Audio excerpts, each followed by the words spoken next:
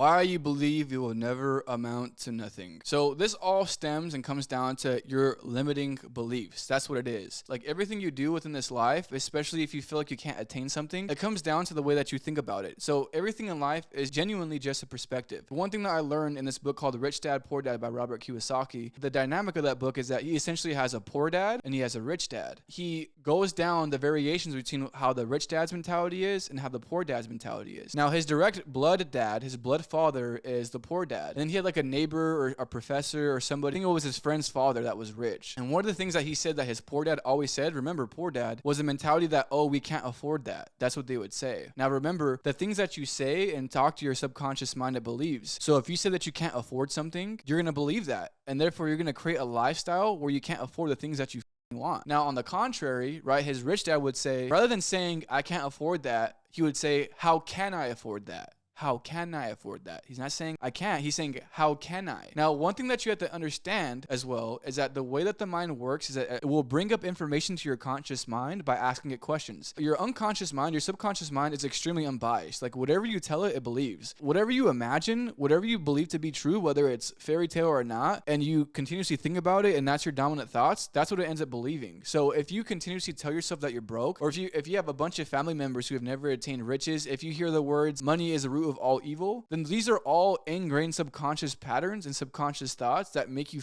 broke and poor. And it all stems down to a mentality. So rather than saying, I can't afford this, begin to ask yourselves, how can I afford this? And what happens is that your subconscious mind will bring that information up to your conscious mind. Let's just say in that particular instance, you see a car that you want, right?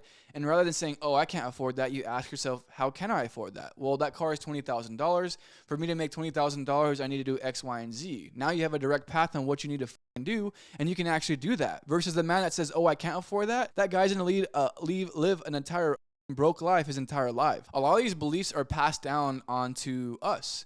You know, from our parents, our parents' parents, our parents' parents' parents, our teachers, the people who taught us growing up.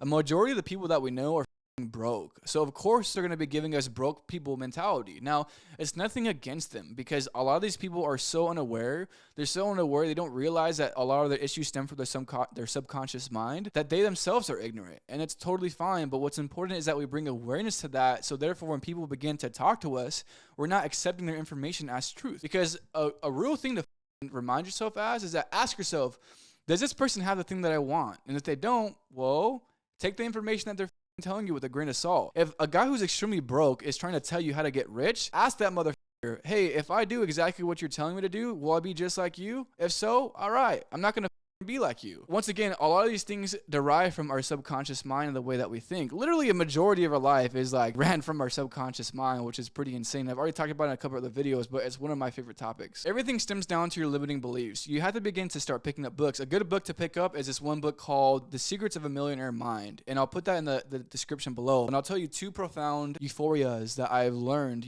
two like mental breakthroughs that I've learned from those two books. Number one, I really realized that literally like my spending habits were just like my father's. Like I remember one time in real estate for the first time ever, dude, I went like literally, dude, and I'll go more into a different video about my past, but there was literally a point in time where like I lost everything. Like I was completely broke. I was getting kicked out of my brother's house. My brother was getting kicked out of his like small apartment that he was in because he had me there and I was sleeping on his couch. And because I was sleeping on his couch and I had friends over and I wasn't supposed to be there, the landlord ended up coming in and seeing me and my friends. And also my mother was there as well. But remember, it's just supposed to be my older brother. And the landlord comes and sees all of us and she fucking like flipped her shit, right? Which makes sense, of course. And she ended up kicking my brother out. And at that point, I had nowhere to go. Like, dude, crazy story. Like, I had family members living in their cars after that. Super insane. And I remember like breaking down at that point and like literally crying. I don't cry. Like, if you ever see me cry, dude, you know that I'm going through some like pretty crazy shit. I very rarely cry. But I was like 19 years old or something like that. I just remember thinking like, dude, I'm fucked. Like, holy shit.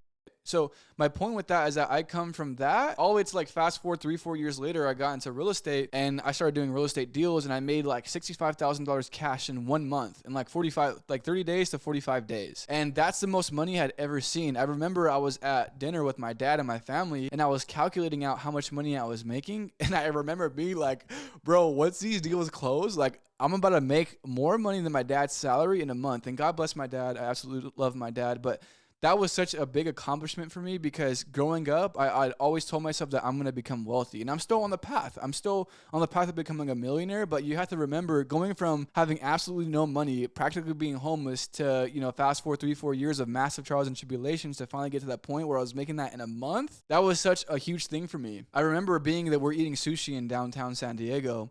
And I remember just telling him, and I was thinking like, man, like, holy shit, this shit's about to be real. And I ended up making that $60,000 in like literally 30 days, dude. I like blew it all. Like in like 30 to 45 days, I had like a couple $1,000s in my account. I think I had like $4,000 in my account. And I remember I was so butthurt, and I was so like, I kind of got depressed after that for a little bit, because I was like, dude, I made all this money. That's the most money I'd ever seen in my life. And before, I was surviving off of like, a couple $100 a month. And then I ended up getting $60,000, $60,000, $65,000 cash. And I blow it all off. So this just goes to show that it all stems from a mentality. And I realized when I was reading that book that, holy shit, I literally have like the same exact spending habits as my dad. Like, I was just, whatever I wanted, I just said, fuck it, bro. I'll just make more money. I started throwing money at all kinds of shit, right? Getting extravagant Airbnbs, they weren't really extravagant, to be fair.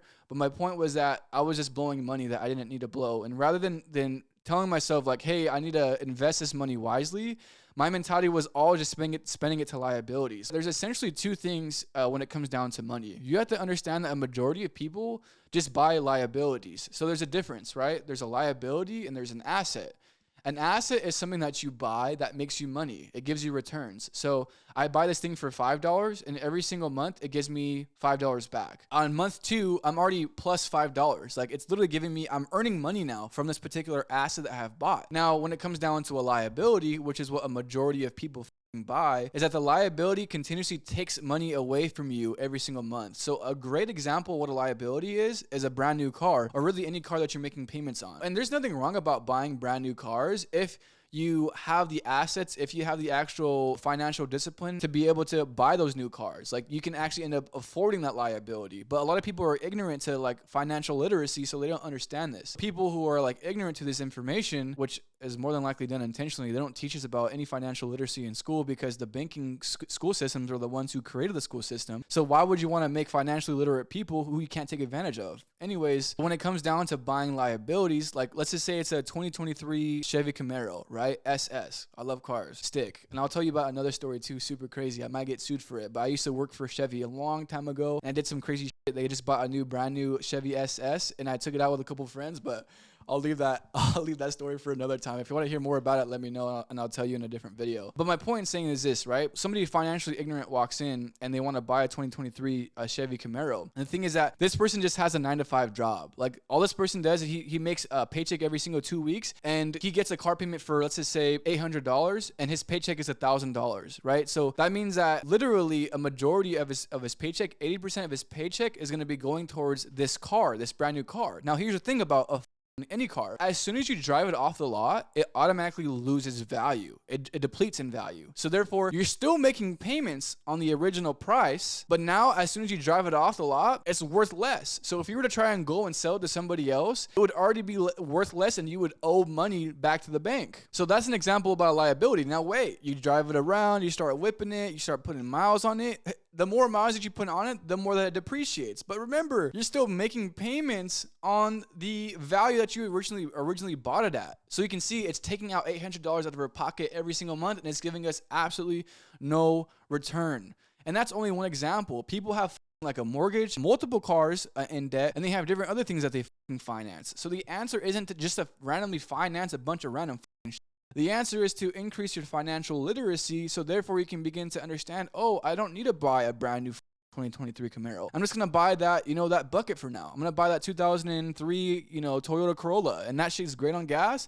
It's going to get me around, and people can judge all they want, but I know I'm going to be making motherfucking bank, and I'll be buying 5 of those Camaros, no motherfucking problem. And that's the mentality that you need. And here's another ridiculous thing that's very stupid. A lot of people buy these liabilities to impress other people. So dude, you're literally taking out loans, massive amounts of money in your pocket every single month, leaving you trapped and stuck like a shackle in the rat race just to impress other people. You go out and you buy Louis Vuitton, and you buy whatever the gold and the bracelets and the whips, but all that's on a note, aka meaning that you're just making payments on it. You're literally living a life in prison, a prison that you can't see, a financial prison, just because you want to impress other people. Thinking about what kind of life that is, man. Like, what a fucking horrible and like sad life to live. And you end up putting yourself in shackles. And this is another thing as well when it comes down to credit card debt. Like, you want to make sure that you're only, when you use a credit card, very vital to build up your credit as soon as you can. But what's vital is that you don't spend money that you know you can't pay back at the end of the month. So these are all like things you kind of learn throughout reading that book, Rich Dad Poor Dad. I don't know if he so much goes into the credit card thing, but what's really important about reading Rich Dad Poor Dad and the Secrets of a Millionaire Mind is that you learn about proper